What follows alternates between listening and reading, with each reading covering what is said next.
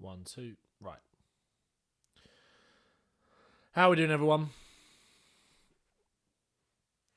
Right.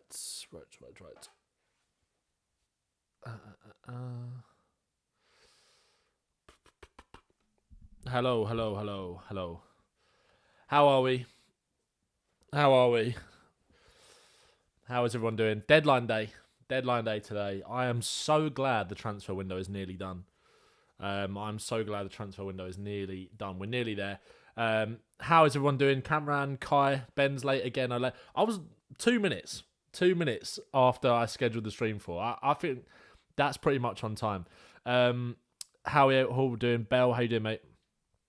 Have you seen Pedro Porro's not been called up once again? I've not seen that. We are going to chat a little bit of international stuff because there are a few Spurs players I want to talk about when it comes to that. How is everybody doing? How are you feeling now the end of the transfer window is upon us? We're obviously going to be reacting to team news. We're going to react into the fact that Ange Postecoglou has said that there won't be anyone else coming in today. We're also going to talk about outgoings. We're going to talk about the Europa League draw. Sing it with me. Whoa. We're gonna be reacting to that and much more, and just having a little bit of a chat. Also, guys, if you want to hear me yapping on even more this afternoon, if you're watching this live, we're going to be streaming Daring and Doing live, previewing the Newcastle game in about 40 minutes on Daring and Doing. So go and subscribe over there. I'm sure some of you guys are probably already subscribed to Daring and Doing. That's the podcast that I do, me and Will Hester. We're going to be on YouTube streaming that, about 2:30. So come and join us live over there, get involved in the chat and everything. So come and say hello. How is everybody doing? Everyone's sort of making their way in here now. So let's get started.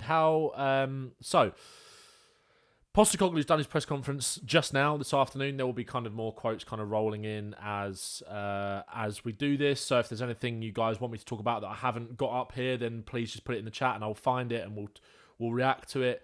But this obviously feels like a good place to start. I'm going to be doing another stream tonight on YouTube, kind of reacting to the transfer window as a whole. It's going to be more of a transfer window specific stream, so come and join me then.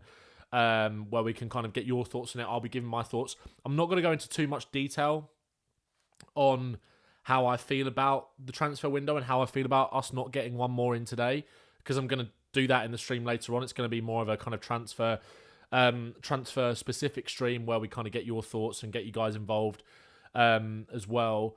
But obviously, I will be reacting to your guys' opinions in here 100%. But yeah, Postecoglou's just confirmed that unless something surprising jumps out, he thinks that is it for Tottenham's incoming business. Now, you could make the argument, I think, that maybe leaves us a bit short in certain areas. I can understand why people are unhappy with this. Like I said, I'm going to kind of give my thoughts on it in a bit more detail later on tonight, so make sure to stick around for that stream. But yeah, I think we've done a lot of good stuff this window. But I can't help but feel like that's a little bit disappointing. Not in terms of, look, I wasn't expecting a superstar or anything like that. I just think when you look at certain areas of the squad, kind of specifically the defence, a left back or a left-sided centre back, you're asking for trouble if Van der Ven or Udogie get injured. Obviously, we'll talk about Van der Ven for the Newcastle game very shortly and kind of give you an update a bit on his fitness. But I'd say it is a little bit. It's maybe a bit of an oversight from Spurs. Again, you could kind of make the argument that potentially, if the right player's not there, do you wait? Do you wait and kind of, do you not bring anyone in? Do you not bring anyone in because you can't get the right player, or do you try and improve a little bit? I think there's arguments maybe to be made for both.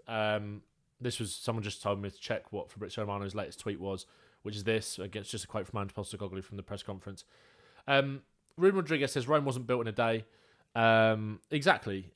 And like I said, I'm doing another stream later on to talk about the transfer window more specifically, so I don't want to go into it too much here right now. So make sure to join me, guys, later. But yeah, I'm.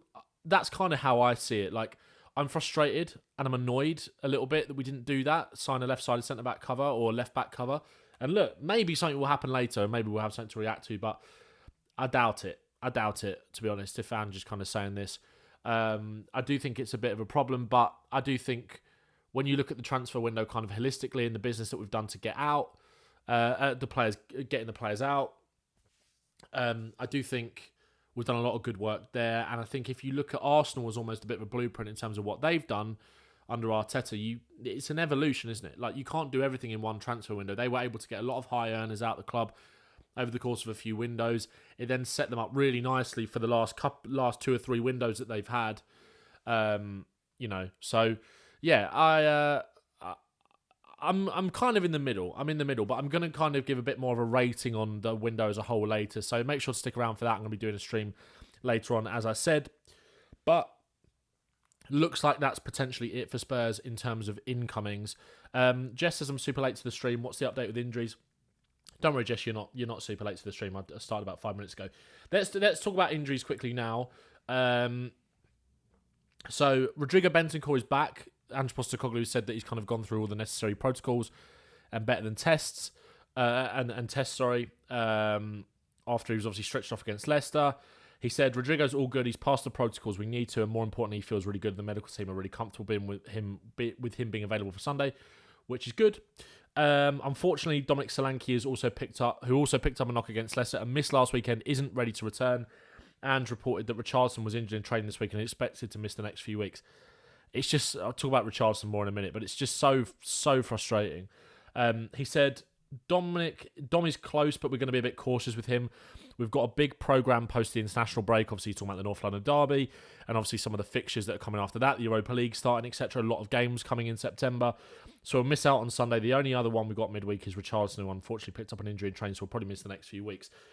It basically seems to me that he's not... With Solanke, there was maybe a chance that he could have played, but it's not worth the risk. He's not worth the risk.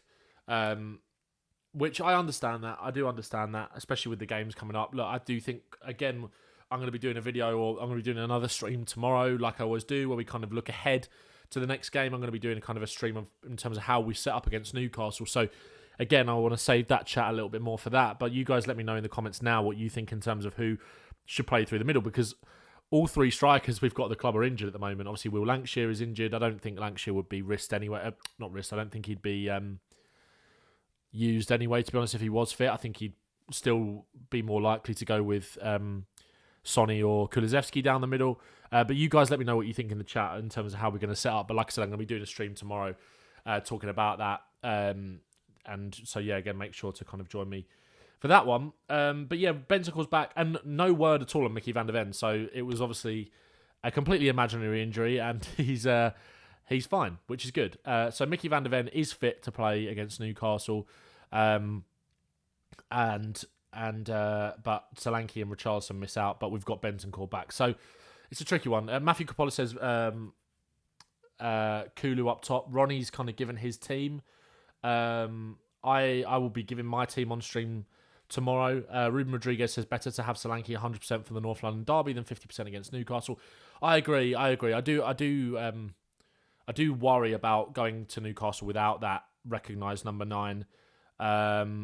It's a worry for me, but we shall see. Again, I'd almost rather have Van der Ven not fit and have to play Dragusin than not have a striker, but it is what it is. It is what it is. So, team news, some positives and some negatives there, but I think we all knew that based off of the last week or so that Solanke wasn't going to be fit. But Richarlison, man, I tweeted out this morning, like, I remember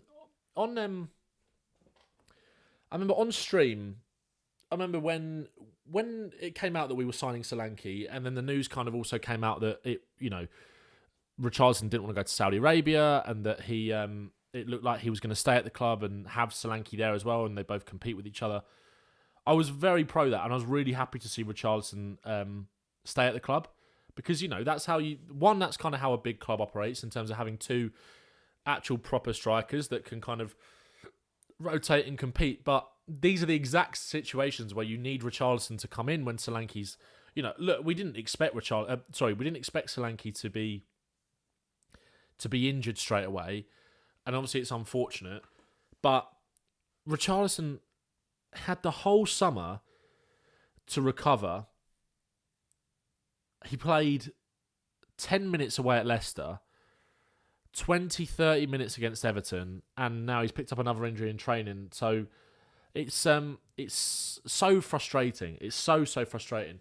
Archie says, really, Isak is fast, Gordon is rapid. Why would you not mind Van der Ven? Oh no, what I'm saying is, in an ideal world, obviously I'd want Van der Ven to play. But if you said that, if you offered me right now having Solanke back fit or not having Van der Ven for one game and bringing Dragusin in, I'd probably take that over the other way around. But of course, Van der Ven, I know he struggled there at Newcastle last year, but of course I'd want Van der Ven to play. But what I'm saying is I'd do, if you said you're going to have to play Dragusin at the back on Sunday against Newcastle, but you're going to have Solanke fit. I know it's completely hypothetical, but I'd probably rather take that. Especially, they haven't got Bowman, they haven't got Shaw at the back. It was Kraft, and I think the problem is last year they had injuries at the back as well, and that didn't really make a difference. So, anyway, but yeah, Richarlison, just very frustrating and starting to kind of lose my patience. Look, I love Richie as a guy, and I think he can make an impact for us when he is fit, but it's such a big if now, isn't it? It's such a big if about him being fit. You just don't know how long you're actually going to have him for a season. So it's very frustrating, very, very frustrating. Yeah, it's it's just super frustrating. I don't really have any words for it anymore. I just don't understand how this has happened. And again, look, I feel sorry for Richarlison because it's not like he wants to be injured. It's not like he's choosing to be in this situation. So yeah. Lombi says we are now behind City, Arsenal, Liverpool, Villa, Man U, Chelsea, and maybe West Ham after this window. Solanke would never make any of the teams I've mentioned. I'm pretty sure Solanke would. Yeah, City granted. Maybe you could say that Havertz would start over Solanke in Arsenal's system, but Solanke is a better striker. Liverpool have obviously got Jota, who's a very good bagsman, but again, the fitness.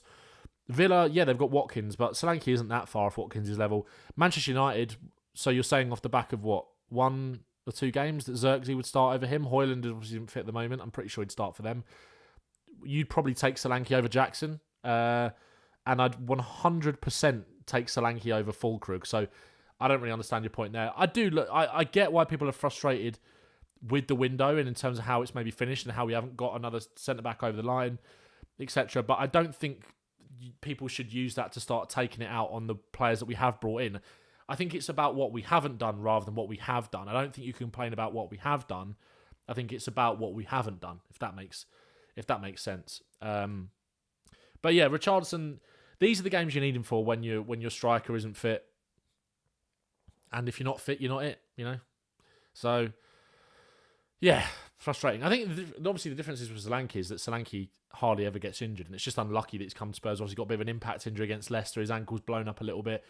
Obviously unfortunate. But Richarlison, it's like he's getting injured in training. It's like he's feeling something. It's just he's constantly injured, So it's incredibly frustrating, and I think you could make the argument to suggest that regardless of what Richarlison wanted in the summer, although I think we were all kind of, as fans, and myself included, kind of almost buzzing a bit off that dopamine of him saying that I really want to stay and I really want to prove myself and this is my home and all that, and it was great to hear and great to see because, again, we did need 2 proper strikers. We did need that. But if you're not fit, you're not it, like I said. So Richarlison, very frustrating. But I digress and we move on. So just for anyone that has just quickly joined, the summary is basically Bentancur is back, Van der Ven is fit, but Solanke and Richarlison are out. Other than that, no new problemos. Right, let's move on and talk about. Someone mentioned it in the chat. Obviously, we started the stream by saying that Spurs, from Ange Postecoglou's perspective, the business in terms of incomings is probably done. But there's some good new quotes from Postecoglou in the press conference talking about backing. Now, this is something I get quite passionate about when I'm talking about the idea of backing a manager, right? Because I know people are going to come out and say straight away that, and again, like I said, lads, if you missed the start, we're going to be doing another stream later on tonight once the window actually formally closes, because we might have some outgoings by then that I want to talk about in a sec, kind of reviewing the window as a whole. But Postecoglou said he was asked if he's been backed in the window, and was asked about signing young players, and he said, yeah, I've been backed. It was definitely part of my plan to sign younger players, because I think when you're trying to build or rebuild a team, you've got to look. All managers hope they're there for the long term, but the reality is that you don't know how long you will be there. So I've always tried to build teams that will last over a cycle, which is 3, 4, 5 years. It's just a natural consequence of that. You're looking at a younger demographic, a team that will grow, that will improve, that will adapt to the challenges ahead. So, like I said, when I got here, it was a team that, even from a demographic point of view, looked like it was at the end of a cycle, which is true. It is true. A lot of players who had great careers, but were either ready to move on or getting to the end of it. So that combination with a different approach for me, it was definitely a part of it to go younger. Look, like I said, we could have done more in this window, but I think he's right. I do think he... yeah, Josh Hayden says, ready for the Ange is a yes man, purple and gold army. Honestly, mate, it's gonna be a long old day. Bentancur's not suspended. Bentancur's only suspended for Uruguay. Tom doesn't carry over to the Premier League. But Ange feels like he's been backed, and you can argue about. I think a lot of people. I said this on me and Spooky recorded an episode of Filthy Shambles yesterday, and I've said it many times. Like, people, I think, sometimes get misconstrued with the idea of what backing a manager actually means. And yes, of course it comes from a financial perspective. Of course it does. But also at the same time, if you're buying into the manager's vision and giving him the players that he wants and giving him the right tools, look, maybe they haven't given him enough, and maybe he wanted another centre back. But if he feels he's been backed by bringing in the right kind of demographic and profile of player for what he wants to rebuild this club, then you're hearing it kind of straight from the horse's mouth. Matt Watson says, yeah, that's fine, but we need to temper our expectations as well, and he can't say, yeah, we're going to be fighting for the title, then say that. I get that, but also, what do you want him to say? Like, I think it's really difficult. Ange Postecoglou's coming out and saying that we want to be competing for the title. That doesn't necessarily mean that we're going to be doing that. That's just saying that that's the bar he wants to set. Why can't we? You could argue, look, this squad is not in this squad is not in the shape to compete for a Premier League title. But Ange just come out and said that that's something that he wants to achieve, and that doesn't necessarily mean that he says we're definitely going to be doing that. He's just saying that's what he wants to do. It's better to be lofty, kind of, with your ambitions, and I don't think that means he's been let down either. I disagree, to be honest. I understand you. I understand it, Matt. I do get where you're coming from 100%, but I don't think you can blame Ange for setting expectations higher when, as a manager, he's coming out and saying we want to be competing for the title. That's just him being ambitious. That's just him kind of putting his neck on the line and saying, this is what I want to achieve with this club. That doesn't mean that he says we're definitely going to do that. It's just what he wants to do. And I don't think you can necessarily correlate that to him being let down in the transfer market. You'd rather I think we all know, like, I think sometimes it's down to you as a fan to not get carried away from that. You can't, just because Ange said that doesn't mean I think we're going to be in a title race. I'm not judging Ange off of the words that have come out of his mouth. I'm going to judge what I see on the pitch, So I get what you're saying, but at the same time, I don't think you can have a pop at Ange for getting Spurs fans' hopes up by saying that we want to compete for the title. He's not said we're going to. He's just being ambitious and said we want to be right up there, because the loftier you set your ambitions, the higher you're likely to fall if you don't get where you want to be anyway, whether that's in the Champions League or not, or second, third or fourth. It's a very tough league. I'm pretty sure Arsenal fans aren't happy with the window that they've had, maybe, unless they get something over the line today. Liverpool fans aren't happy, and that doesn't mean that we shouldn't be. That doesn't mean that we should be jumping up and down at the state of our window because other teams haven't been able to do what they wanted to do necessarily, because you just have to judge it on yourself. But I don't think. I get it. You're not having a pop at him, Matt. I get that. I apologise for that. But I understand where you're coming from. But I just don't think it's. I think it's harsh to suggest that Ange is getting fans' hopes up by saying that we want to compete for the title, and then that we haven't really had the signs to back that up. But we shall see. We shall see. Anyway, let's move on just quickly, because we've got a lot to get through. And like I said, we are going to be streaming. For anyone that listens to Daring and Doing, we're going to be streaming the pod live in about 20-25 minutes over on the Daring and Doing channel. So if you want to hear even more of me chatting Spurs, then come and join over there. Saw your message about Tottenham away on Twitter, and one of their cronies decided to at Tottenham away inside of it. I didn't even see that, mate. I've got them muted, to be honest. I don't want to get involved. But yeah, come and join us over there. Right, let's rattle through some bits. There was, despite the fact that Spurs are apparently done, there were links today to Olivier Boschali, I believe that's how you pronounce it. I think he's 26 years old, defender at PSV. Brighton apparently look at him, but again, no much point talking about this one really, unless anything does happen there later. And like I said, we will react to that tonight because we'll be doing another stream tonight. So make sure to subscribe to the channel. We hit 5,000 subscribers yesterday, guys, which is nuts. So I just wanted to say a quick thank you to everyone who's got behind me and got behind the channel. I massively, massively appreciate it. So quick thank you for that as well. Right, let's move on because the Europa League draw has been done. Anyone that watched it this morning or lunchtime, will know the fixtures. Obviously, I'm sure you Spurs fans will know this by now. We've got Roma at home. This isn't, by the way, this isn't in the order of the fixtures, just to make that clear. The fixtures will be decided tomorrow, I believe, or by tomorrow, I believe. So we'll know our actual path in terms of the games, and we just know what teams we're going to be playing at home and what teams we're going to be playing away. I don't think you play it in the order that they've been drawn out, like by the pots. I think it is potentially randomised. I'm not 1,000,000% sure. So, we've got Roma at home, Paulo Dybala coming back. There's a lot of storylines in some of these games. Paulo Dybala coming to White Hart Lane finally. Rangers away, which is huge. That is so good. Such a good tie. I'm going to try and get to as many of these European away games as possible, which would be amazing. Rangers is one of those. There was a little bit of talk. That this game might not be at Ibrox because Ibrox is kind of being renovated at the moment. But then I saw some people saying that it's done, so it should be. Otherwise, it would have been at Hampden Park. But that is massive. And obviously, Ange going back to Glasgow, taking Spurs to Ibrox, to Rangers. We'll talk about that more in a sec because he's had some nice little quotes on that. AZ Alkmaar at home. Troy Parrott returning back to Spurs. Ferencváros, which is in Budapest. So again, never heard of them in my life, if I'm being honest, but quality away day going to Budapest. Karabag at home, again, we've played them. That reminds me of prime Clinton and G, the 2015-16 season. Galatasaray away, which is obviously very tough. Davinson Sanchez will be playing against us. That'll be tough.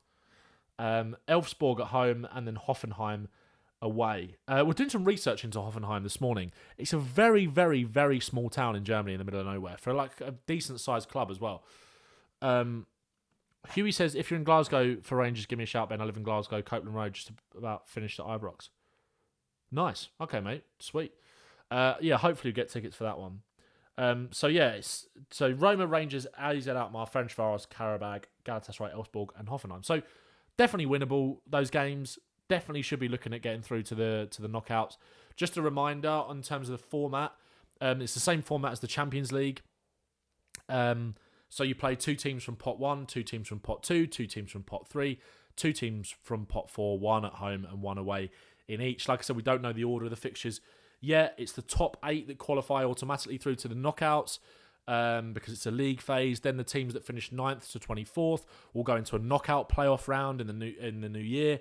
And the winners of those ties will go through, and that will form the last 16 of the Europa League. There's no dropouts from the Champions League either. So a good opportunity for Spurs to get some silverware. Hopefully. Yeah, let me know what you guys think. We had a little bit of a chat about this on stream yesterday about the new format and kind of what you guys think of it. Obviously, it's very similar to the Champions League, exactly the same format.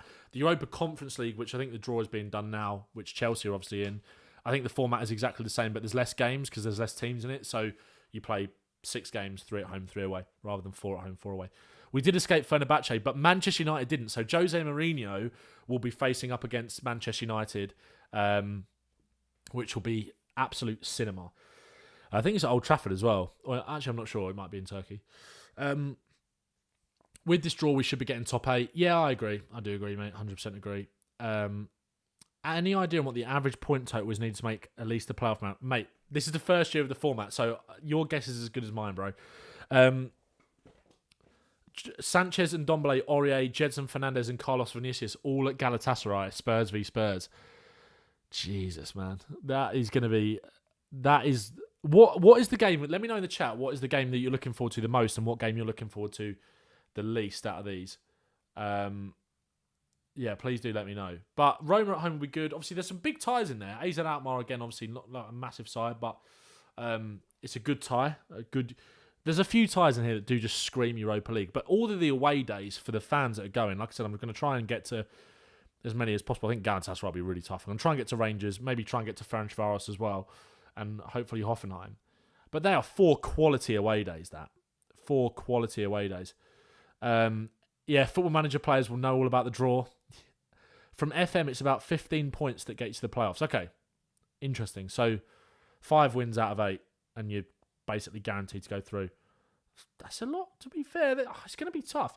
And Ndombele has gone to Nice, you're right. Yeah, Ndombele has gone to Nice. Best thing about the draw is the 2 best teams, Rangers away, Roma at home. Roma at home is nice. Yeah. Rangers, so we hammer them. Well, yeah, I mean, obviously, Ange Postecoglou is taking Tottenham back to the home of his fiercest rivals, basically. He said, I'm sure I'll get a warm reception at Ibrox, and they'll look forward to seeing me. This was his record against Celtic. Against Rangers from his Celtic days. 11 games, 6 wins, 2 draws, 3 losses. So he got the better of them the most of the time, but did lose 3 games. But yeah, I'm really looking forward to the draw, the Europa League. I am really looking forward to it. And yeah, let me know your guys' thoughts on the draw. I streamed it on TikTok live earlier on. Obviously, had some of you guys in there as well. So I massively appreciate you guys jumping over here and having a chat as well. Right, let's move on from the Europa League draw. Actually, let's quickly just before we do that, just so you guys are aware, go back over the dates. Let's go back over the dates of everything. Here we go. Yeah, so first game will be 25th to 26th of September, or 25th or 26th. Then it'll be 3rd of October, 24th of October, 7th. Yeah. So the dates are on the screen for you there, but we don't know basically what games will be on what days. It's not in order of the teams that were drawn out. That was just kind of in terms of the pot. So we will see. We will see who will be kicking off against. I think we'll find out tomorrow. One thing we also find out is that we won't be wearing the new 3rd kit at Newcastle. It will be the blue away kit. I know we all want to see the green kit, but it actually probably makes more sense to wear the light blue one. Probably less of a clash, to be honest. We'll obviously be in them in black and it's darker. Luka Gunter has signed a new contract with Tottenham, and I believe he's going to be loaned. Actually, no, sorry, that's wrong. Luka Gunter has signed a new contract, but Josh Keeley, one of the other Spurs young goalkeepers, has also signed a new contract and will be heading to Leyton Orient on loan with Jamie Donnelly. I think the dates are announced tomorrow, mate. I do think. So the order of the fixtures and the dates are determined tomorrow. Gala away will be a nightmare. Safety is an issue. Yeah, to be honest, I think I might swerve that one. Anyway, Archie Gray called up to England's under-21 squad. Obviously, we didn't have any Spurs players in the England squad. Yes, I mean, it would have only been James Maddison or Archie Gray anyway, or Solanke. But again, Solanke's not fit, and he wasn't in the squad before anyway. But Archie Gray is in the England under-21 squad for their Euro 2025 qualifiers against Northern Ireland and the international friendly against Austria. So he will be playing there. There's some real talent in this under-21 side. I tweeted it earlier, but a little double pivot in midfield of Archie Gray and Adam Wharton. Maybe Alex Scott in there as well. Spurs fan. Could Archie Gray get on the old phone? But yeah, an exciting little team. A lot of Villa representation in there. Samuel Inning Jr., who's of course gone on loan. I am going to be doing a video on my channel kind of ranking every team's Premier League transfer window over the weekend as well, so keep an eye out for that one. So I'll be talking about Villa in that. Morgan Rogers obviously in there as well. And yeah. Let's move on to some outgoings. So Postecoglou said there might not be any more coming in. He said on Reguilon and Lo Celso, who are the 2 players that are expected to leave Spurs today. He said he's not really sure on what's the latest is. Both players are exploring options, and I don't get too involved in that. It's been them, their representatives, and the club. I don't know what activity there is, but they're exploring options. Now, we know that, obviously, one of those options for Lo Celso is Real Betis. Fabrizio Romano has said this afternoon that Betis are keeping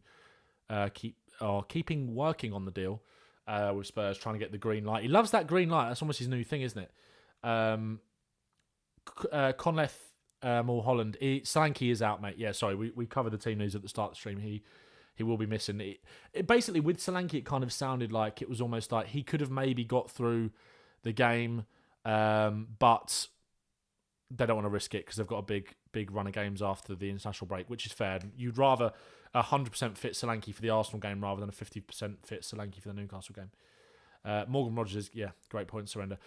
Someone just said Wilson Odebear has been called up to the France under-21 squad, which is really good. Playing with Desiree Doué. Let me just double check that. I don't think it's actually been confirmed. Unless it was yesterday, maybe. Anyway, Lo Celso looks like he probably will end up at Betis today. They're trying to either sign him or Dani Ceballos. Apparently, it's yet to be seen whether Spurs will greenlight Lo Celso's departure. He's got 1 year left on his contract. I think they'll probably get a deal done today. Reguilon, I think there was some. I actually didn't pull the tab up. I apologise. So let me just try and find that now. Was it Lille? I think Reguilon was. Yeah, Lille were in advanced talks for Sergio Reguilon, but Spurs rejected their loan proposal. I'd imagine Spurs won some sort of fee given the fact that he's out of contract next year, and obviously it means they can sell him rather than letting him go on a free next year. Same is the case with Lo Celso. He's got 1 year left on his contract, out of contract next summer. But it is expected that we'll probably both leave today. So again, like I said, we will be doing another stream tonight where we kind of react to the transfer window as a whole, and obviously make sure you come and get involved with that. Probably be around, when does the window shut? 10 o'clock, I think, maybe. But yeah, we'll be reacting to that. And actually, I did a video yesterday with Sonny Snelling, Sonny Talk Spurs, where we ranked every Tottenham signing this window. So go and give that a watch. That's on Sonny's channel. Go and show Sonny some love over there. What else do I want to talk about? Running a little bit tight on time because I've got to, like I said, we are going to be streaming Darren and doing after this on YouTube. So make sure to join us over there. We're tweeting the link out, of course, once we're set up and good to go.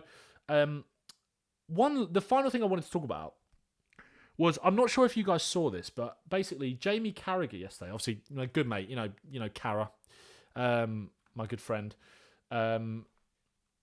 he wasn't happy about Liverpool's new badge, and I don't know whether you noticed this on Sky or anything that basically Liverpool have changed their badge that will be being used across like the Sky games and like when they're representing the media base. It's now this rather than that. And Jamie Carragher wasn't happy about it. Can we have our proper badge back, please? So a Spurs fan tweeted this, because I want to know what you guys think about our badge. The Spurs captain says, with Liverpool fans crying about their new badge, which badge would you want to change if we had to? As in, like, which badge would you change back? Basically what I'm trying to say is, what is the best Spurs badge out of these badges? Can you see the whole screen there? Oh, I think maybe I'll scroll up a little bit or zoom out. Oh, I can't do that for some reason. Yeah, if we had to, because I'll be honest, our badge is fine. Our badge is fine. It's a bit minimalist. It's kind of the way that a lot of badges have gone now.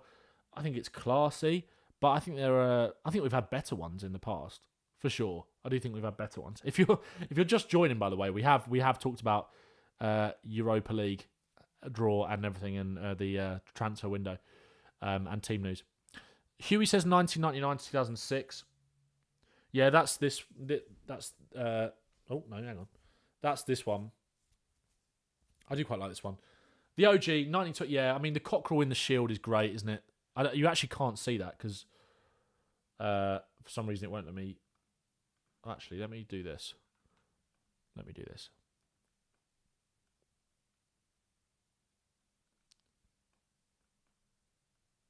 There we go. Should be able to see that now. Current one, the others are dated. I really like the 97 to 99 badge. I like the shield, and I like the kind of almost like the the coat of arms feel about it. And obviously, like on the new third kit, Spurs have kind of, which I need to get. I do want the new third kit. I do like it. I'll be honest. As soon as you go on the website, they're telling me to buy it. I might as well just buy it now.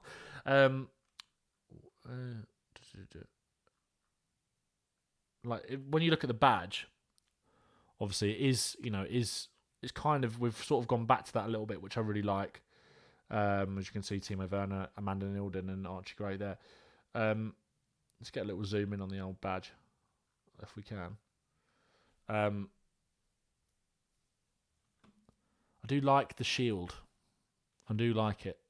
So I kind of like that we've gone back with a bit of a nod to that. So I do like the 97 to 99. I'm not a massive fan of 95 to 97. I do, yeah. But then again, the classic cockerel 73 to 81, and the cockerel in the cockerel on the ball is great, and then the cockerel in the shield. I think, look, obviously the modern one is just a modern version of 73 to 81, but I think that one is classier, right? It just is, isn't it? 1997 badge is the best, someone said. I just made an edit about Lucas Bergvall, nice. Grab me one.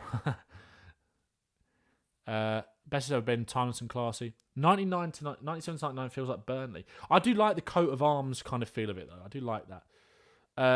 But yeah, lads, that was it. That was basically it. Are there any other... Let me just quickly double check if there was any other Postecoglou kind of quotes from the press conference to finish up on. We talked about him being back and how it was kind of his decision to go younger with the squad. So yeah, like I said, guys, I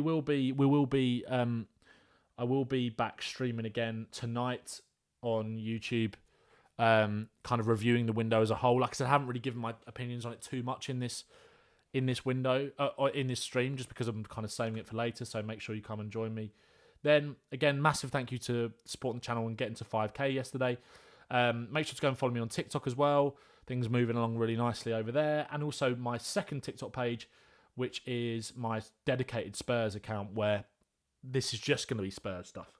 Whereas on my main account, it's kind of a mix of both. So make sure to go and follow me over there. Nearly at 5k on there. Trying to get to 10k as soon as possible on there, which would be great. And also, like I said, give me a follow on Twitter. Yes, so make sure to come and join us over on Daring and Doing. I'll be tweeting a link out in the next 5-10 minutes or so once we're up and running on there to come and join us. And we're going to be chatting more and doing the pod live, which we haven't done for a time in a while. So make sure to come and subscribe. We're nearly at 600 subs and we're trying to get to 1,000 as soon as possible. So come and join us and have a little bit of a chat about Spurs. But yeah, I hope you have a good rest of your day.